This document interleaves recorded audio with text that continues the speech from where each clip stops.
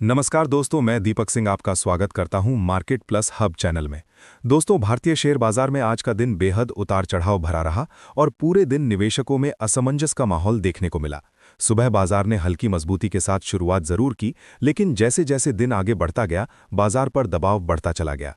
वैश्विक बाजारों से मिल रहे कमजोर संकेत, मिडिल ईस्ट में बढ़ता जियोपॉलिटिकल तनाव, कच्चे तेल की कीमतों में तेजी, डॉलर इंडेक्स की मजबूती और विदेशी निवेशकों की बिकवाली ने निवेशकों के सेंटिमेंट को काफी प्रभावित किया। इसी वजह से दिन भर बाजार में कई जगह तेज मुनाफा वसूली देखने को मिली और अंत में बाजार गिरावट के साथ लाल निशान में बंद हुआ। अगर आज के क्लोजिंग आंकड़ों पर नजर डालें तो कारोबार के अंत में सेंसेक्स लगभग 76,000 के आसपास बंद हुआ, जबकि निफ्टी 50 भी गिरावट के साथ बंद हुआ।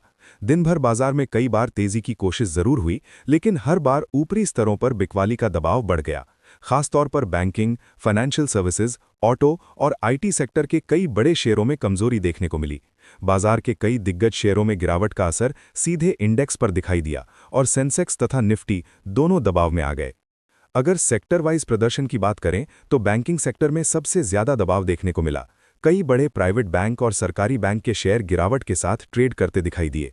इसके अलावा आईटी सेक्टर में भी कमजोरी देखने को मिली, क्योंकि ग्लोबल टेक मार्केट में भी दबाव बना हुआ है।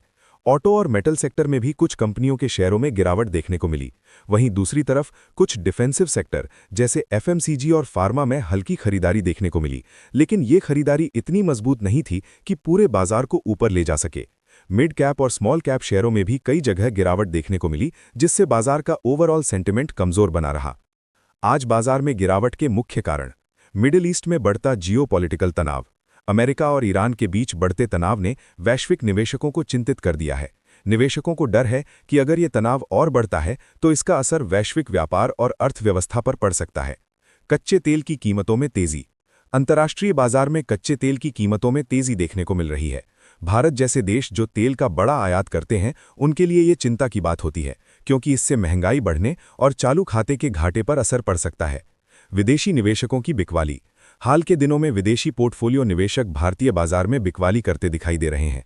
इससे बाजार पर अतिरिक्त दबाव बन रहा है। वैश्विक बाजारों से कमजोर संकेत। एशियाई और यूरोपीय बाजारों में भी कमजोरी देखने को मिली, जिसका सीधा असर भारतीय शेयर बाजार पर पड़ा। निवेशकों की मुनाफा वसूली।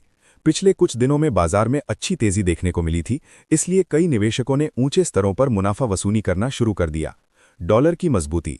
डॉलर इंडेक्स मजबूत होने से उभरते बाजारों से पैसा निकलने की संभावना बढ़ जाती है, जिसका असर भारतीय बाजार पर भी देखने को मिलता है। आज के प्रमुख शेयर मूवमेंट।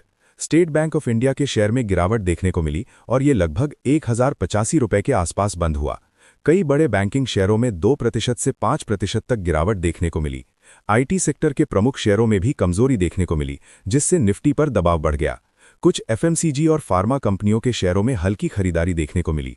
वहीं दूसरी तरफ कुछ मिड कैप और स्मॉल कैप शेयरों में भी कई जगह गिरावट दर्ज की गई, जिससे बाजार का ओवरऑल मूड कमजोर रहा।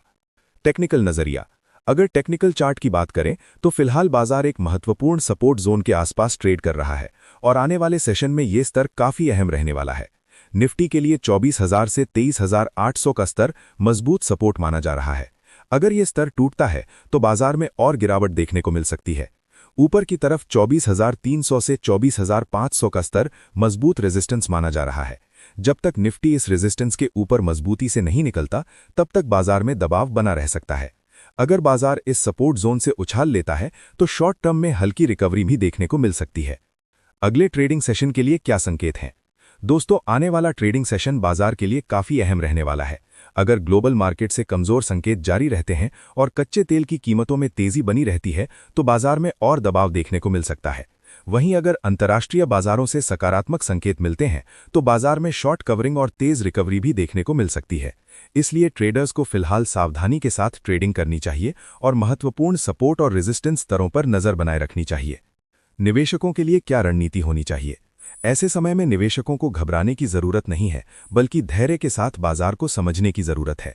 लंबी अवधि के निवेशक मजबूत फंडामेंटल वाले शेयरों पर नजर रख सकते हैं और गिरावट में धीरे धीरे निवेश की रणनीति अपना सकते हैं।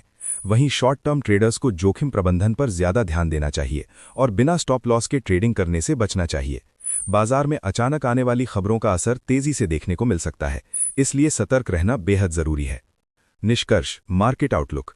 कुल मिलाकर फिलहाल बाजार में अनिश्चितता का माहौल बना हुआ है और इसका मुख्य कारण ग्लोबल जियोपॉलिटिकल तनाव, कच्चे तेल की कीमतों में उतार चढ़ाव, विदेशी निवेशकों की गतिविधियां और वैश्विक बाजारों से मिल रहे संकेत हैं। आने वाले दिनों में बाजार की दिशा काफी हद तक अंतर्राष्ट्रीय घटनाओं, आर्थिक आंकड़ों और निवेशकों के सेंटिमेंट पर निर्भर रहने वाली है। इसलिए निवेशकों को जल्दबाजी में बड़े फैसले लेने से बचना चाहिए और बाजार के अगले ट्रेंड का इंतजार करना चाहिए। अगर आपको ये जानकारी उपयोगी लगी हो तो वीडियो को लाइक करें, शेयर करें और चैनल को सब्सक्राइब जरूर करें ताकि आपको रोजाना शेयर बाजार और कमोडिटी मार्केट की बड़ी अपडेट सबसे पहले मिलती रहें। Deepak Singh, market plus hub.